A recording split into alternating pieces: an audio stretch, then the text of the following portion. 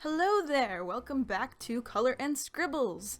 My name is Rachel. It has been a minute, hasn't it? I'm very happy to be back. I hope that you've all been well in the interlude there. I have been well. But yeah, I'm very excited to be back, and I'm very excited to talk about today's topic, which is soft skills. Now, I think that this is a very important topic that does not get discussed enough in the art community or in really most communities, and I don't know exactly why that is, but it is. So we're going to talk about it here because soft skills are very important. So, first off, what are soft skills? Basically, soft skills are the skills that you need to perform a job well that are not actually the technical abilities that you need to perform that job. So, for example, soft skills might include communication, teamwork, conflict resolution, self-sufficiency, things like this. These are not actual technical skills, and they're actually abilities that will apply to most jobs, pretty much all jobs, regardless of what the technical ability or requirements are for that job. So you can see where they're important. They're pretty universal, regardless of what field you're going into.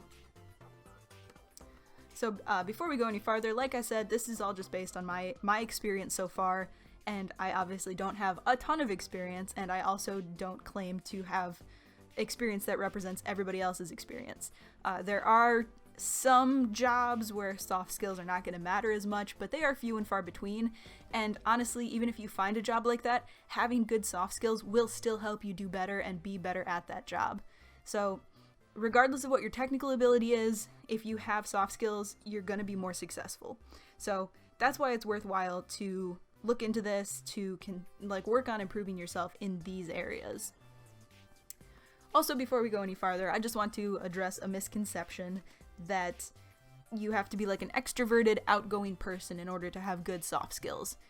This is really just not true. I think extroverted people might have it a little bit easier because they tend to naturally be more friendly, I guess, but you can definitely be an introvert and still have really good soft skills, because soft skills are not all about like going out of your way to be friendly and talk to people. Soft skills are about work and how you relate to people when you're working and how you use these abilities to get a job done effectively.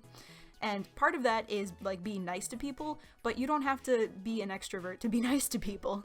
So I just want to clear that up because a lot of the skills that are soft skills seem like things that you have to be extroverted to have, like communication and teamwork and all that, but that's really not the case. You can be good at teamwork and you can be good at communication and still be an introvert.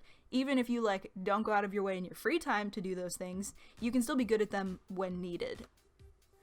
So the reason that I was inspired to talk about this today is because since graduating and since I started working, I've really been able to see the effects that soft skills can have on your job prospects. Now, I have been working as a production assistant, which is basically a job all about soft skills. It's an entry-level position in film or advertising or games, and it really doesn't have a lot of technical skill requirements, and it's really great because if you have the soft skills, it's a position where you can then learn the technical skills that go along with the trade. So in that sense, it's really nice because you don't have to have a ton of technical skills. But it's also a place where soft skills really, really matter. And like I said, I think that for entry-level positions, a lot of the time, the soft skills matter much more than your technical skills, because an employer wants to see that you are going to be easy to work with, that you are able to solve your own problems when they come up, that you are good at conflict resolution, and all of these things that make you basically a good employee to work with for other people. Okay, so now I want to talk about a few specific soft skills and why they're important and how you can get better at them. And while we're going through this list, I would encourage you to think of these as skills that can be learned and improved upon, and not things that are just innate. So even though these aren't things that you're necessarily taught in school, they are still skills and they are still things that you can learn and improve upon.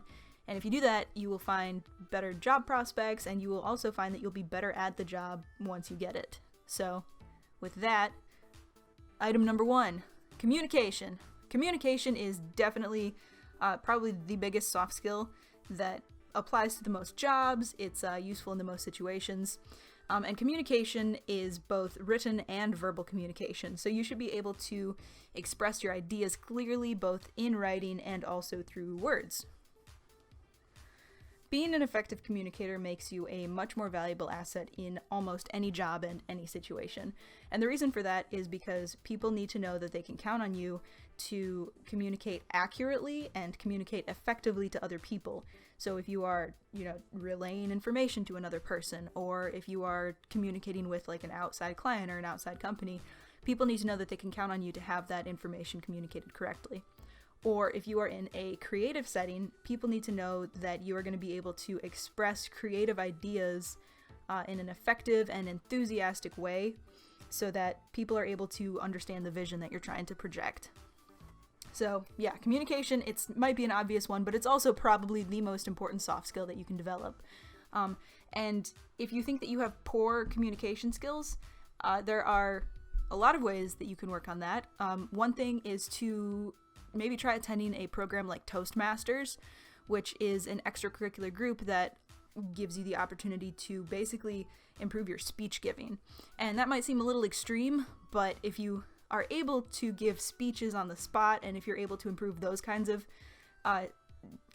speaking skills, communication skills under high stress situations like that, then you'll definitely be able to improve your skills under lower stress situations. So yeah, look into some local programs like that.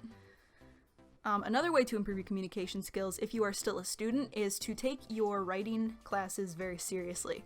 And I know that a lot of people think that essay writing and all of that is really useless and pointless and it's not going to apply to them.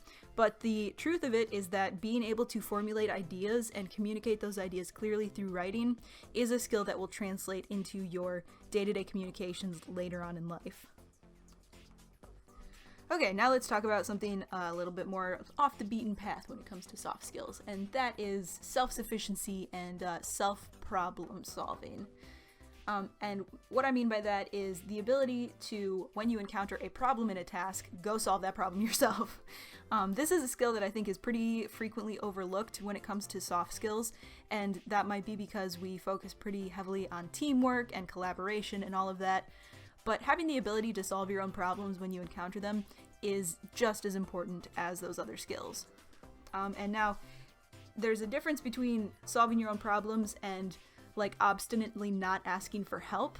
So you need to know like where the line is drawn. If it's an issue, if it's something that you can just Google and solve yourself, do that. But if it is something that you need help for or help with, then you should definitely not hesitate to go get that help, because that is basically a form of problem solving. So self-sufficiency is a really important skill to have and to grow if you want to have any kind of upward mobility in a company or at a job. And the reason for that is because a company or your superiors basically need to know that they don't have to hold your hand the entire time you're working on something. So once you demonstrate that you have the ability to move forward with a task on your own, to take the next logical step in a process of working on something, or to just go out and find solutions on your own, then people know that they can trust you with more difficult tasks because they know that you've got the ability to get it done. So that is a very important one that is perhaps overlooked in the list of soft skills. And unfortunately, it's a little bit harder to teach or to learn. And I guess I would say that the best way to work on that is just to know that it's a thing. Like once you know that people are looking to see that you have the ability to solve your own problems and work independently, then hopefully you can be more aware of that and try to consciously do that. Another really important soft skill is the ability to collaborate and work with a team effectively. And this is something that I think a lot of people, especially school-aged people, tend to kind of blow off because, group projects suck and all that. But this is actually a very important skill to develop. And the reason for that is because being good at collaborating and being a team player helps to make the work environment more pleasant for everybody.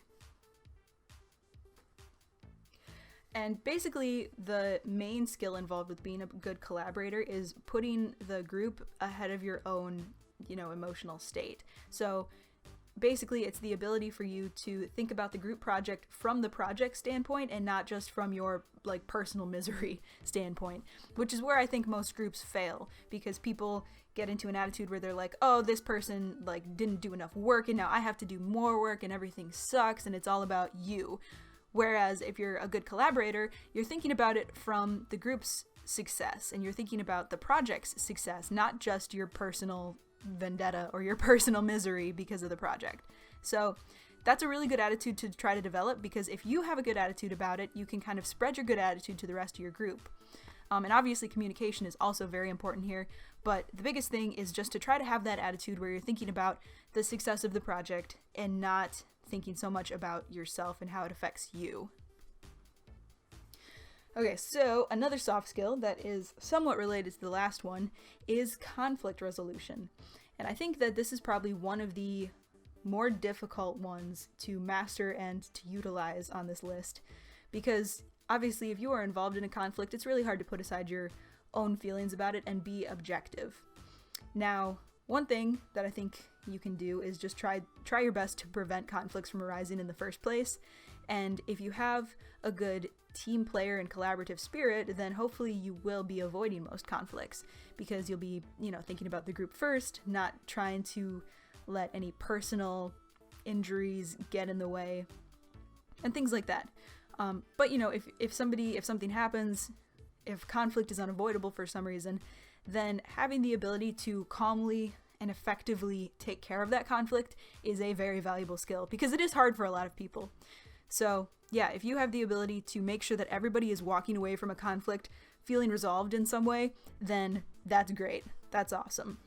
Unfortunately, this is also a really hard skill to, practice, because you have to be in a conflict in order to practice it. But it's just something that's worth considering when you do get into a conflict. If a situation does arise, just try your best to think about how all parties can walk away from the situation feeling better about it. Don't just think about it as how you can win or how you can come out on top of the conflict. Try to think about how everybody can feel better about the conflict. So yeah, that's my best recommendation for how to practice that one. And I mean, if you don't ever get in any conflicts and you don't ever have to worry about this, that's probably also fine. No complaints there. Okay, so the last skill that I want to talk about is adaptability. And adaptability basically just means that you have the ability to adapt to changing work situations. And this is another one that is really useful in almost any job. For example, if your job is being automated or changed or something like that, and you have the ability to learn a new job or the ability to find a new place for yourself within the system, then you'll be able to keep working there. So it's really important in that respect. And then from a creative standpoint, most creative jobs are going to undergo a tremendous amount of change and alteration, and you have to be able to adapt to the new vision or the new situation. So as a concept artist or something, most of the work that you do is going to end up getting thrown out, and things are going to be constantly changing kind of on the fly. And that's really how it is for a lot of different creative endeavors. Things are going to be changing frequently, and you have to be able to adjust to the new vision and the new status for the project. So yeah, adaptability is a very useful skill. And once again, unfortunately, this is a really hard one to practice unless you're in the situation. But it's just something to keep in mind. You want to be able to be flexible. Try not to lock yourself into one particular thing, or just try not to have an attitude where it's you only do this one thing and that's all that you can do. You want to have an attitude where you feel comfortable changing as needed, and you feel the ability to adjust based on new situations. And that is it. That is my 5 basic soft skills. We have communication, problem solving or self-sufficiency, teamwork or collaboration, conflict resolution, and adaptability. Those are all important things that you will probably not be taught in a class at school, unfortunately. And I think that the reason for that is just that educators assume that you're going to pick up these things naturally while you're interacting with other people. But that's not always the case, because people don't realize that these are skills that they should be practicing and consciously working on. And I hope that you learned a thing or two and that this was helpful to you. If you like this, or if you have any other thoughts about soft skills, or if you have any hilarious stories about soft skills, let me know in the comments below. Like I said, I don't know everything about soft skills, and if you have any great resources, please share them below. I would love to learn more about this, and I would love to have you guys share with each other the knowledge that you have. So, yeah, thanks for watching. Have a great rest of your week, and I will see you next time. Bye-bye.